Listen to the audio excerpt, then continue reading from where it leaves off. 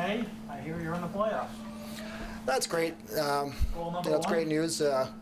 Nice to get that out of the way, but we can't think about, taking any time off or any games off. We want to keep going. We're on a good run, and we're not thinking, okay, we're satisfied with a playoff run. We want to keep building the win column and try to get first place.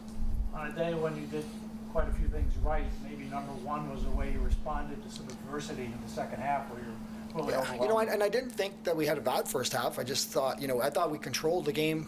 Well, it was both ways. Both teams were playing well, but we were 6-3. I kind of felt in control, and then all of a sudden, shorthanded goal, and the next thing it was 6-5, and then they're up 8-6. So they went on a 5-goal run, and that's the adversity I think you're talking about. So, not having the lead at halftime, I thought the guys came out and responded as best as we could. And they got the first goal in the second half, too, to make it. I was going to say, did that worry you? Yeah, they made 9. No, it didn't, because, I had the confidence in the guys, and we have a lot of players that can put the ball in the net. And, we responded soon after that. So it went from 9-6, and then we went on a nice run ourselves. It seems like, John, that one of the best things about Matt Vince is a short memory.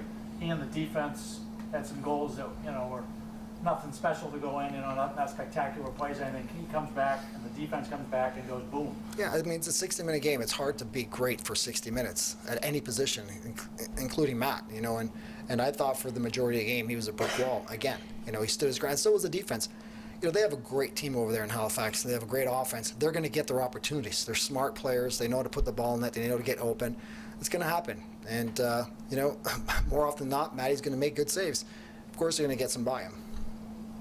And even with as good as, their offense is, your defense did a great job. They went 0 for 7 on the power play, even though they're a team that does struggle on the power play. How happy are you? Yeah, statistically, they struggle, but they have great offensive players that can put the ball in it. So you can go from being last in the statistics on power play and then go 5 for 5 the next night. So extremely pleased when they go 0 for 7. I'm sure we got maybe one transition, one shorthanded goal. I'm not sure the stats on that, but maybe one, if not two.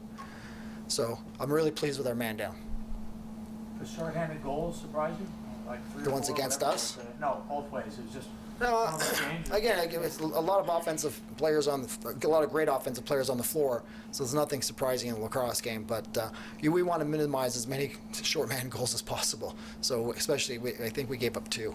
So I can live with 1, but let's not go with the 2 and 3 and 4, right? Usually, you give up 2 or 3 shorties, you're not going to win games. Now, Josh is leading the league in shorthanded goals. Adds one today. Does he have a knack for it, or is he just very attacked? He's athletic. Sometimes guys, take a breather when they're back there. They think everything's under control because they have an extra man, and you catch them by surprise. And Josh has a great quick step. He's got a great shot on the run, and I believe that's how he scored his shorthanded goals today too.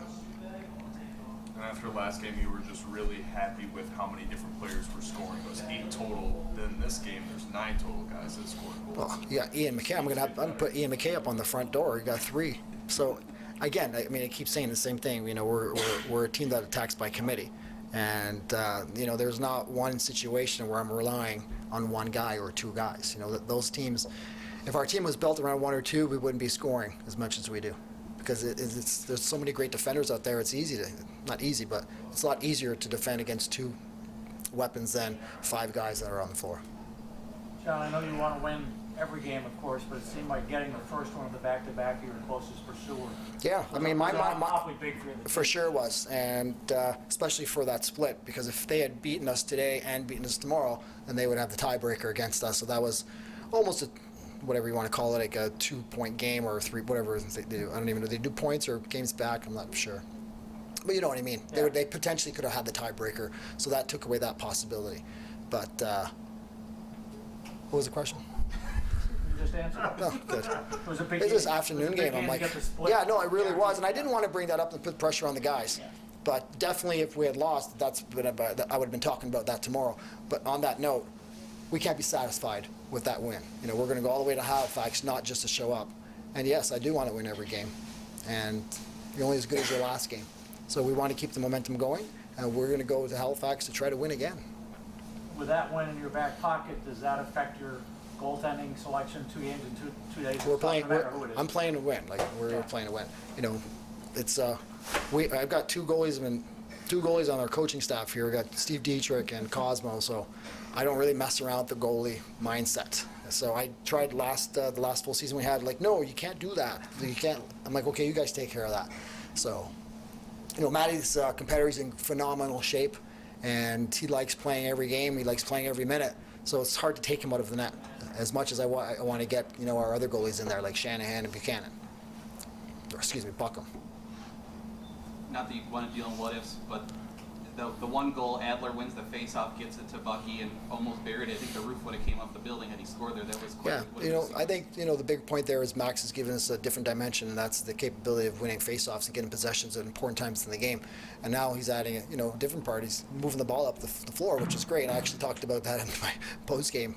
That I agree. I think that would have been an exciting play for him and the team as well, because the guys love him, love having him on team, and he's now a big part of our team. I'm not sure if it would match the penalty shot in Rochester, but Yeah, that was pretty good. Thank you.